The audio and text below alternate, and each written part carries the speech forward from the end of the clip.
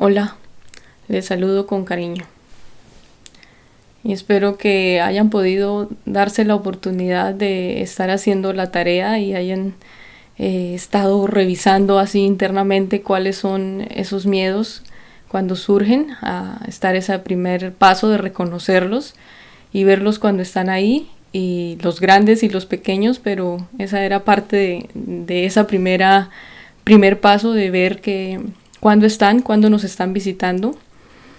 Y en la vez pasada vimos que el miedo es una emoción básica a nuestra condición humana como animales humanos, y también es básica a los animales no humanos, que todos la tenemos, que experimentamos diferentes miedos en diferentes momentos de nuestras vidas, que incluso algunos pueden perdurar en diferentes etapas de la vida, o algunos vienen y van, o algunos llegan y se instalan, y que todas estas situaciones que nos causan miedo pueden tener alguna información que está ahí, que nos está diciendo algo, como ese mecanismo de protección que hemos desarrollado nos está queriendo decir algo, pero que para poder acceder a esa información que nos tiene, el primer paso es reconocer que tenemos miedo.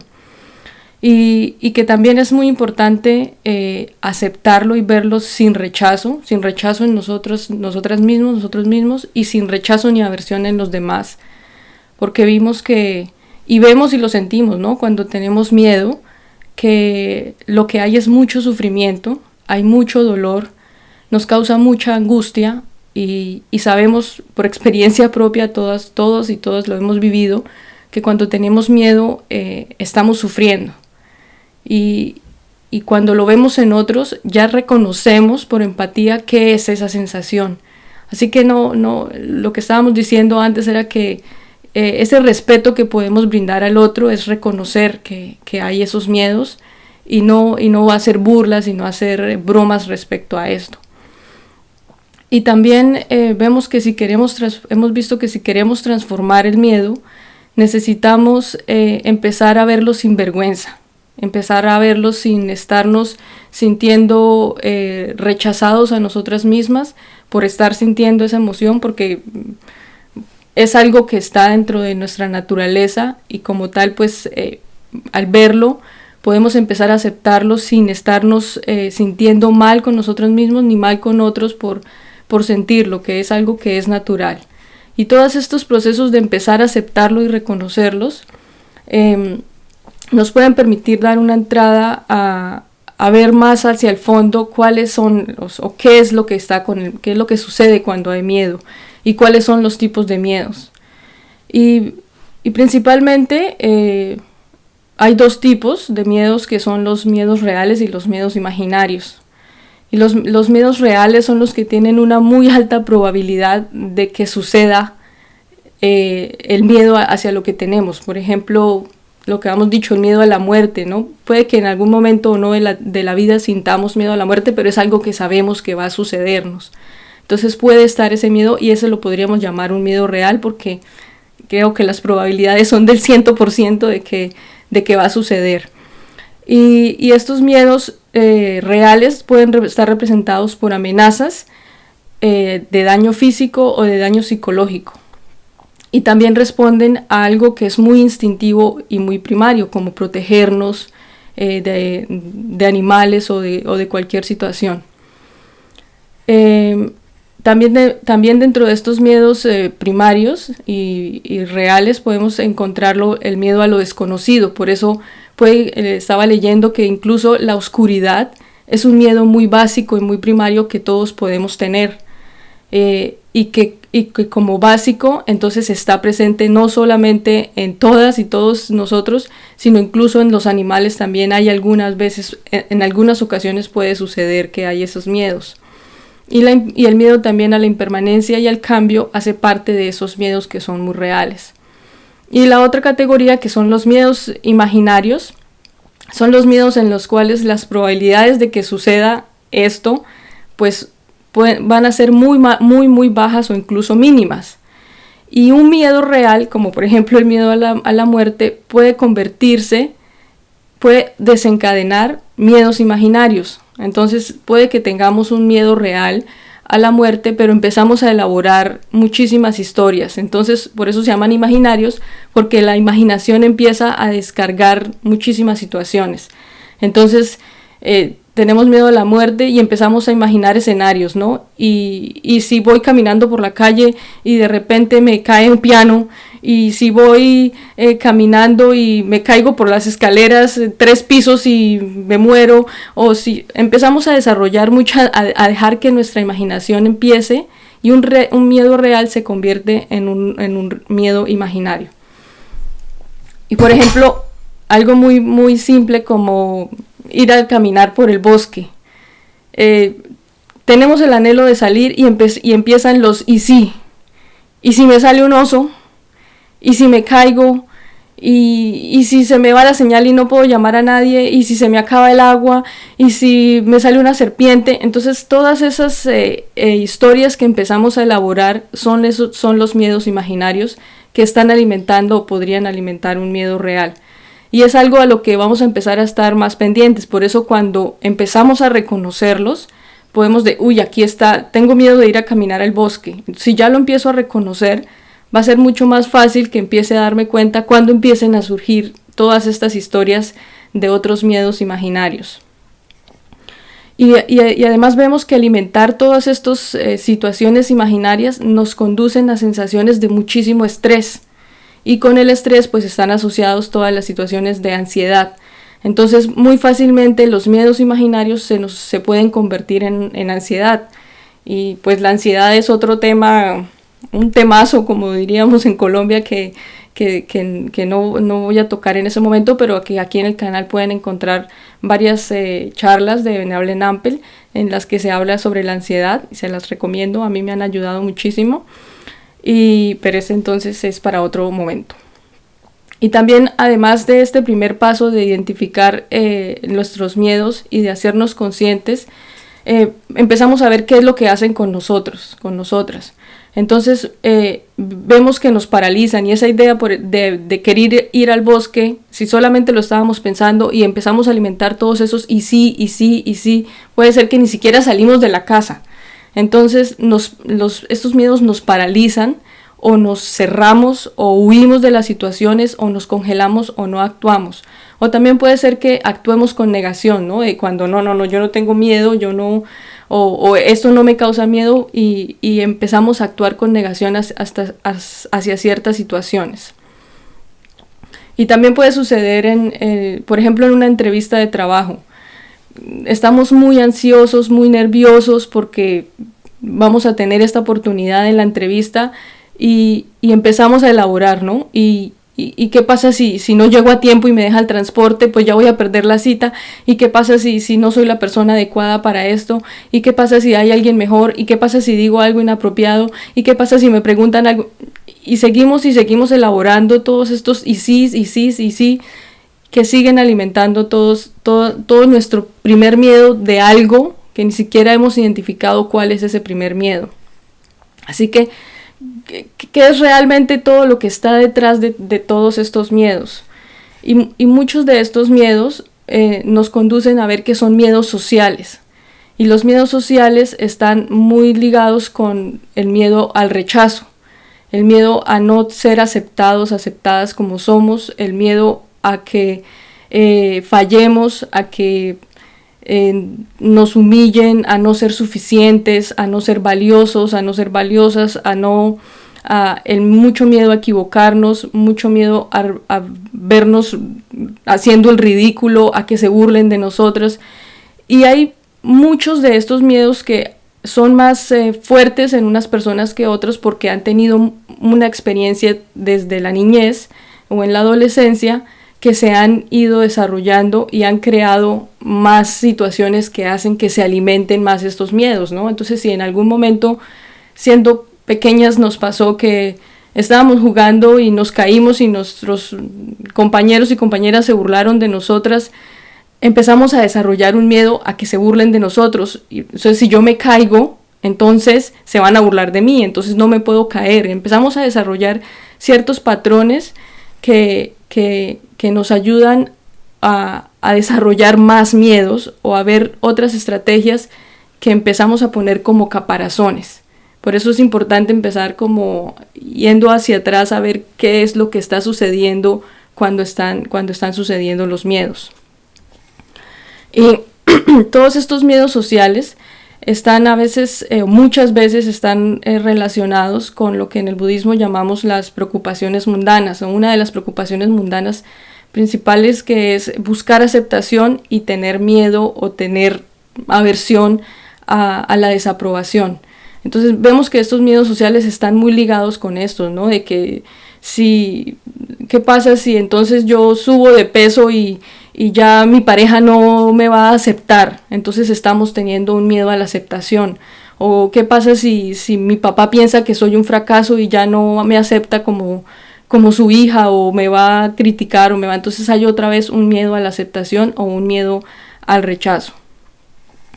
Y entonces vemos que detrás de todas estas situaciones, como por ejemplo lo que hablábamos de la entrevista de trabajo, podemos ver qué es lo que hay detrás realmente de ese miedo, porque estamos desarrollando todos estos miedos de y si me deja el bus, y si pierdo la entrevista, y si todos estos pero lo que queremos empezar a ver es qué es lo que realmente hay detrás del miedo grande, ¿sí? Del miedo no de los que se desencadenan imaginariamente cuando los alimentamos, sino de los que están más hacia el fondo.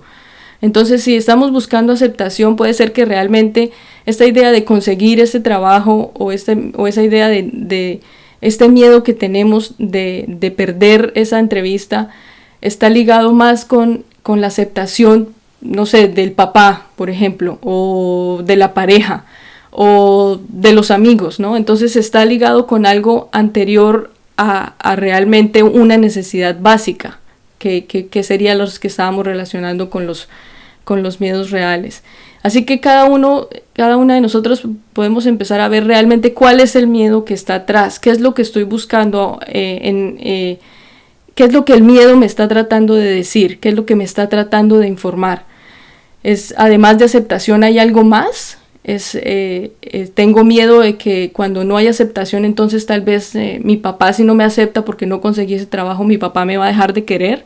Entonces esas son las herramientas que muy finamente se van desarrollando cuando nos empezamos a dar cuenta. Por eso ese era el primer paso, ¿no? Empezarnos a dar cuenta de que tenemos miedo, porque nos damos cuenta de que tenemos miedo y empezamos a ver todos los disparadores de los pensamientos imaginarios, de los miedos imaginarios, y empezamos a verlos, y si los vemos podemos no dejar que escalen y lleguen a un nivel de ansiedad, y al verlos también empezamos a ver en retrospectiva qué es lo que está detrás de todas estas situaciones. ¿Qué es lo que hay detrás del miedo? Un miedo muy común que yo he escuchado y que veo también, que es muy en el aire, el miedo, por ejemplo, a fallar o al rechazo, o el miedo a la soledad. Entonces, ¿qué es lo que está realmente detrás de todo esto? Pero eso es un trabajo que cada quien tiene que ir descubriendo por sí mismo y por sí misma. Y cuando vemos todos estos miedos que surgen, vemos que los miedos no vienen solos, ¿no? O sea, que además de todas las historias que empezamos a desarrollar, también empiezan a surgir unas estrategias de cómo reaccionamos cuando tenemos miedo. Entonces hay unas estrategias que pueden ser muy confundidas y que nos pueden llevar a situaciones que no queremos estar viviendo y que ya sabemos que nos han sucedido muchas veces. Y por ejemplo, puede pasar que estamos con mucha ira por algo que nos hicieron un reclamo y tenemos mucha ira, y reaccionamos y hablamos mal con las personas y gritamos, hacemos cosas de las que después nos arrepentimos, pero no vemos que detrás de la ira lo que puede haber era que sí había un miedo otra vez a no ser aceptado, por ejemplo, o a no ser aceptada. Entonces hay muchas estrategias que estamos desarrollando cuando nos surge el miedo, y si no reconocemos cuál es nuestro miedo, pues las estrategias siguen funcionando porque nos funcionan como caparazones. Entonces, ante el peligro que hemos percibido como miedo, ponemos un caparazón, otro caparazón y otro caparazón, pero esos caparazones normalmente suelen ser estrategias que no nos han traído hasta el momento ningún beneficio. Por lo menos yo lo he visto en mi caso, que son estrategias que no me habían ayudado. Por ejemplo, me pasa todavía muy a menudo, es algo con lo que yo tengo que estar trabajando, es que me dicen, me lo pueden decir incluso en un tono muy amable, porque antes mi excusa es que no, pero es que me lo dijeron así y por eso yo reaccioné así. Pero me he dado cuenta que incluso cuando me lo dicen en un tono muy amable, de oye, ¿por qué hiciste tal cosa? Y yo puedo inmediatamente ver cómo se arma todo ese caparazón y empieza a surgir irritación, ¿no? Entonces empiezan además las manos a sudar, empieza a temblar, incluso la voz puede empezar a elevarse de tono. Todas estas situaciones que están haciéndome aquí así, o sea, que tal cual todavía me sucede, pero ya lo tengo muy, muy localizado. Y además he empezado a ver cuáles son las estrategias que, además de estas sensaciones corporales que siento, empiezan a surgir, ¿no? Entonces, no, pero es que, entonces empiezan todas las excusas que yo me puedo inventar para decir por qué hice esto que hice. Y empiezo también, además de excusas, entonces empiezo a defenderme. Y además de crear defensas, entonces empiezo a encontrar culpables por todo lado, ¿no? Entonces el primero que se atraviese va a ser el culpable de por qué pasó de esta manera o no de esta manera. Entonces esas son estrategias que yo he ido desarrollando, y cuando he estado viendo en retrospectiva por qué reacciono de esa manera, ¿no? O sea, ¿qué es lo que está detrás de mi ira? ¿O qué está detrás de quererme defender? ¿Qué está detrás de estas situaciones?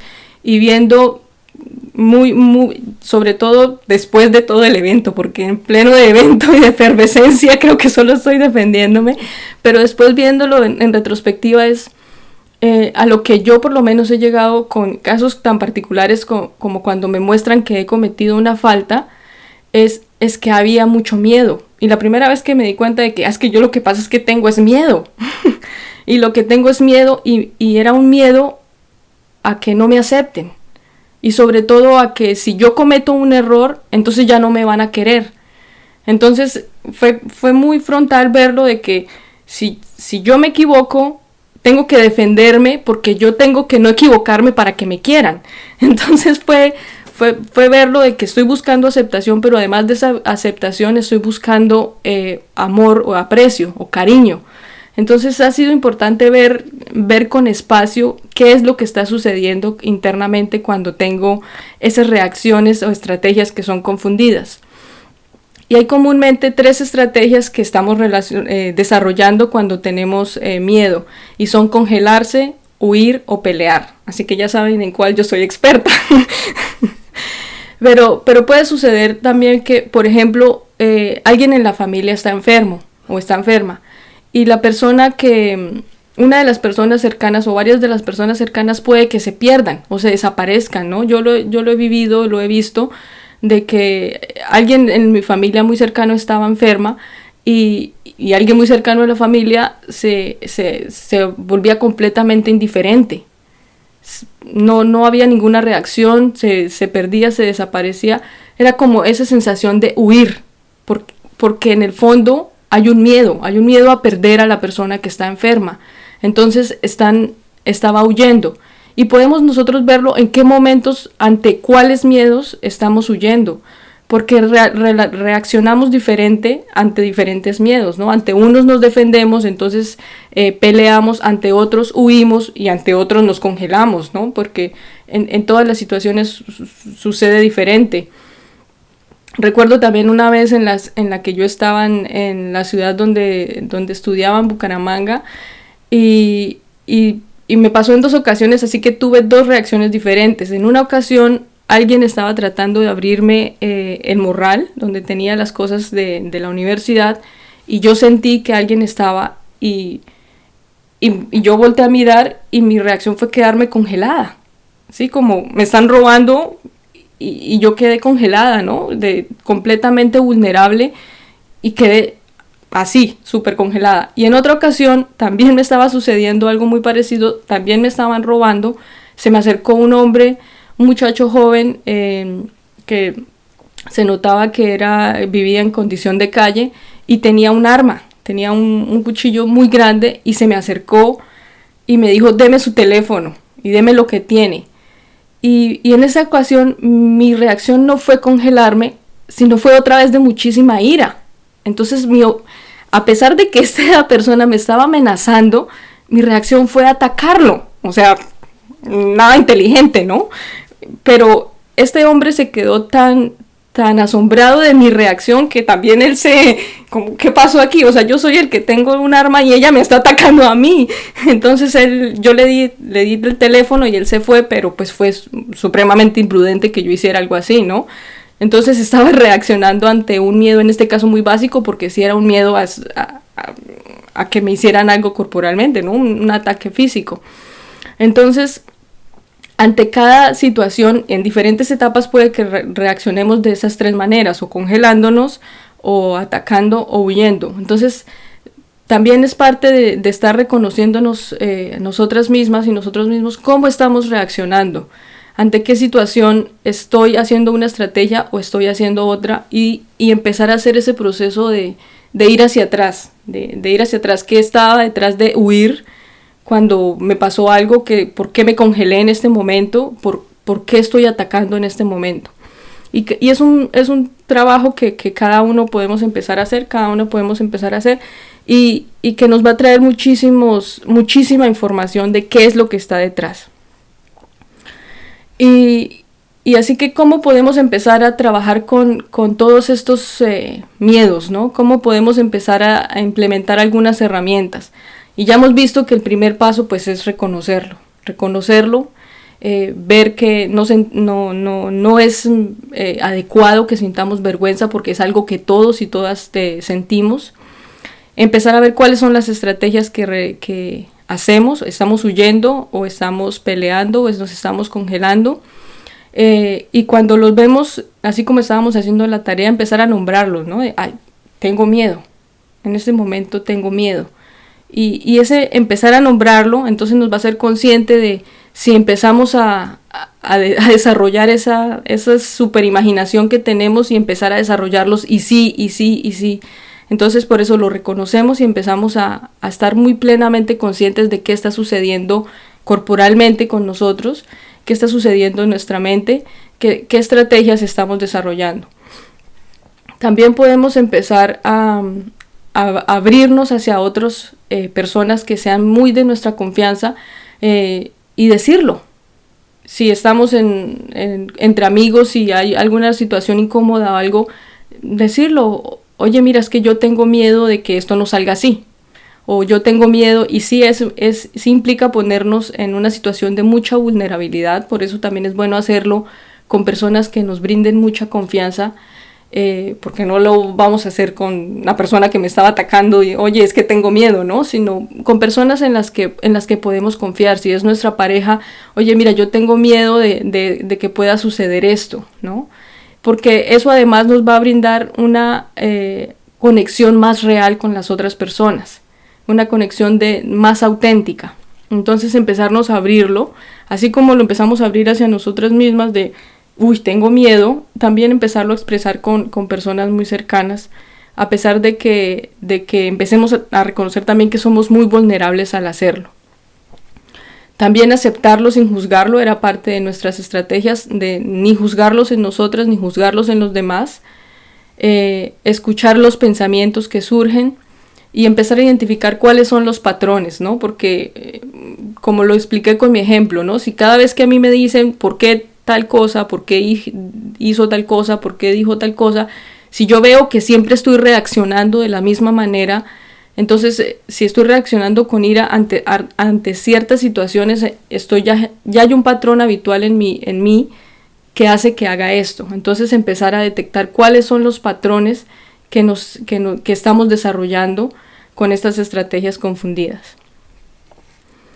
Y también podemos ver que si no vamos a tener realmente una solución para el miedo, y no vamos a dejar de sentir miedo, porque además es algo que es natural, lo que vamos a ver es que vamos a tener mucho más espacio mental, mucho más espacio de de acción y de no reaccionar con estas estrategias confundidas, porque si ya sé que cuando me dicen algo o me hacen algún reclamo o me dicen algo que sé que me incomoda, si yo ya sé y reconozco cuáles son mis estrategias, voy a estar muy atenta para no terminar gritando a la otra persona, por ejemplo, o en una situación en la que sé que después me voy a arrepentir por haber reaccionado de esa forma. Entonces, puede que no le dé la solución y no deje de sentir miedo inmediatamente, aunque con trabajos se puede ir alivianando más, pero empezamos a tener muchísimo más espacio mental y muchísima más ligereza ante las situaciones, y podemos empezar a actuar también con mucha más claridad cuando suceden. También lo leía en una ocasión en un libro de Thich Nhat Hanh, que cuando estamos haciendo esta apertura con el otro, lo podemos decir simplemente, ¿no? Oye, mira, tengo miedo, ayúdame. Entonces eso hace que, como lo decía, que la conexión se haga real y que nosotros y nosotras también sintamos que lo estamos aceptando y que está bien que tengamos miedo. Que como es algo natural, pues, oye, mira, tengo miedo, ayúdame. Entonces pedir ayuda, para mí también ha sido un aprendizaje gigante, decir, oye, yo no puedo hacer esto, oye, yo tengo mucho miedo, ¿me puedes ayudar? Y las personas siempre van a estar dispuestas a ayudarnos. Yo recuerdo también en una ocasión en la que estaba de viaje y me perdí, o sea que uno de mis miedos sí se hizo real porque me perdí, y estaba deambulando en una ciudad completamente desconocida. Además era una ciudad en la que no hablaban ningún idioma que para mí fuera familiar, así que tampoco me entendían mucho de ninguna forma, y empezó a hacerse muy, muy tarde. Y pasaban las horas y yo me había quedado sin batería en el teléfono, o sea que todos mis miedos se estaban haciendo realidad y no encontraba ningún lugar abierto ni siquiera para entrar a cargar el teléfono y buscar la dirección de donde tenía que ir, nada. Y estaba yo realmente con mucho miedo, y ya eran como las 2 de la mañana y yo estaba en una calle, en una ciudad del otro lado del mundo, perdida. Y se acercó una mujer. Yo intentaba, en Colombia es muy común que uno se para en la calle y llama al taxi y el taxi para. Pues yo pensaba que lo mismo era en todos los países y resulta que no. En otros países uno tiene que llamar por teléfono para que llegue el taxi o el Uber o lo que sea. Entonces se acercó una mujer y me dijo, yo vi que tú estás intentando, menos mal, esa mujer hablaba un idioma que era común para mí, que fue algún otro alivio. Y me dijo, yo vi que estás intentando llamar un taxi, aquí no va a parar un taxi, me dijo. Aquí no funciona así. O sea, ella entendió que obviamente yo era alguien extranjera y que no entendía cómo era la dinámica. Y ella, cuando la mujer se me acercó, claro, yo tenía mucho miedo, pero fue muchísimo alivio ver que alguien se acercó a mí con la disposición de ayudarme. Y ella me dijo, yo estoy en este bar con mi esposo, si quieres podemos llamar un taxi desde allí.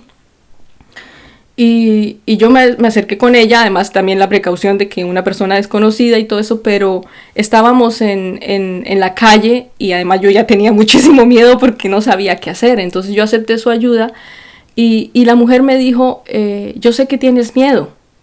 O sea, ella me lo dijo. Cuando me lo dijo, yo me iba a poner a llorar y decirle, sí, tengo mucho miedo, pero eso de, no puedo tener miedo, porque entonces era en esa época y además era una persona desconocida y yo tengo que ser fuerte. Entonces, como que asentí, no recuerdo bien, pero obviamente no lo acepté completamente. Y ella llamó un taxi y habló con la mujer, era una mujer taxista, y le explicó, mira, por favor, llévala a tal dirección. Yo tenía la dirección del hotel en donde estaba. Y recuerdo que al final la mujer me abrazó y me dijo, todo va a estar bien, todo va a estar bien. Y eso fue suficiente para que yo viera, cuando necesito ayuda, debo pedir ayuda y está bien aceptar, oye, mira, en este momento me está pasando esto y yo tengo mucho miedo y quisiera que tú me ayudaras. Y puede que la otra persona no nos ayude, pero por lo menos lo estamos aceptando y nosotras mismas podemos ayudarnos. Porque ya estamos dando el primer paso de aceptar qué es lo que está sucediendo. Y hay otra estrategia que a mí me ha ayudado muchísimo. Yo sé que todas estas estrategias han sido fruto de esta estrategia, y es la práctica de meta. Porque el Buda, cuando dio esta práctica a sus monásticos, a las monjas y a los monjes, lo dio precisamente en este contexto de miedo. Porque los monjes y las monjas estaban meditando en el bosque y empezaban a escuchar ruidos de animales, o ruidos de cosas, y obviamente oscuridad, y todas estas situaciones pues nos causan mucho miedo.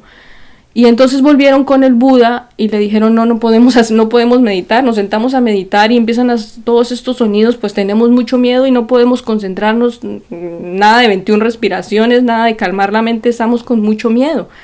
Y el Buda les dijo, sí, tienen toda la razón, no les di cuál era el arma para que ustedes se defendieran en estas situaciones. Y el arma que les dio fue la práctica de meta, que es meta o amor bondadoso. Y es una práctica que a mí me ha ayudado muchísimo, primero a aceptar que tenía miedos y que tengo muchos miedos, porque ha dado el espacio interno para ver que aceptarlos está bien.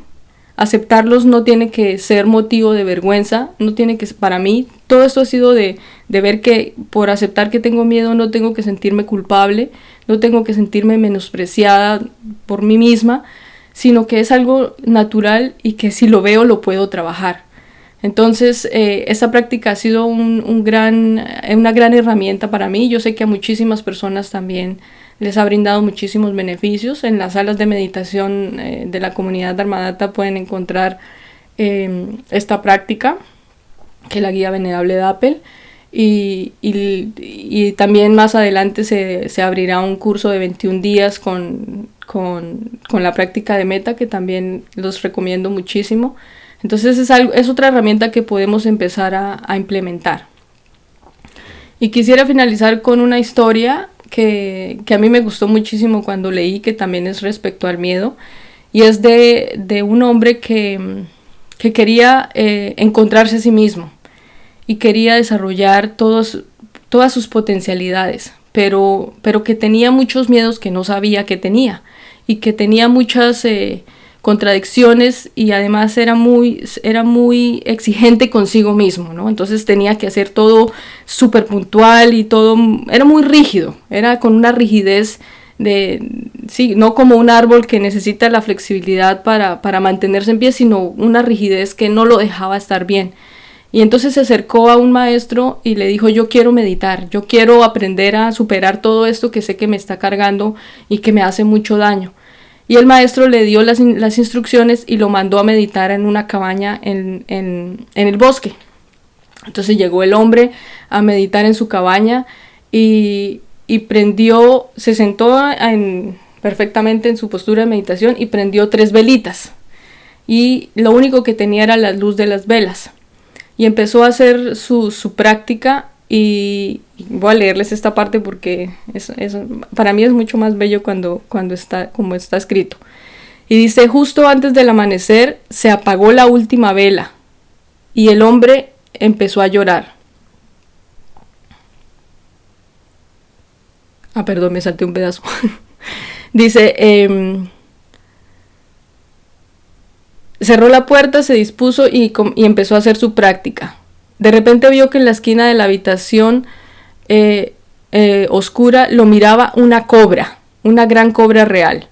Y estuvo toda la noche totalmente alerta, manteniendo los ojos en la serpiente. Tenía tanto miedo que no podía ni moverse, y solo estaban él, la serpiente y su miedo. Justo antes del amanecer se apagó la última vela, y el hombre empezó a llorar, pero no lloraba de desesperación, sino de ternura. Sintió el anhelo de todas las personas y animales en el mundo. Conoció su lucha y su alienación. Todas sus meditaciones no habían sido más que la lucha y la separación. Entonces aceptó verdaderamente, aceptó de todo corazón que era iracundo y celoso, que se resistía y luchaba, y que tenía mucho miedo. También aceptó que era un ser precioso más allá de toda medida, que era sabio y estúpido, rico y pobre, y era totalmente insondable. Se sentía tan agradecido que se levantó en medio de la oscuridad total, caminó hacia la serpiente y le hizo una reverencia. A continuación se tumbó en el suelo y se quedó profundamente dormido. Cuando se despertó, la serpiente había desaparecido. Nunca supo si se lo había imaginado o si realmente había sucedido, pero no parecía importarle mucho. Como dijo al final, lo estaba contando en una conferencia, como lo dijo, el contacto íntimo con el miedo hizo que sus dramas personales se colapsaran y finalmente el mundo que le rodeaba pudo llegar hasta él. Así que el miedo nos puede dar muchísima información, que nos puede dar muchísimo alivio, y espero que con esto que hemos compartido aquí, estas herramientas y estas reflexiones, puedan empezar a ver sus miedos, puedan darse el espacio de verlos, puedan también explorar la práctica de meta y empecemos juntos y juntas a aligerar todos estos pequeños y grandes sufrimientos que tenemos, que sentimos, y que sigamos trabajando juntas y juntas en este gran descubrimiento interno. Les dejo un abrazo.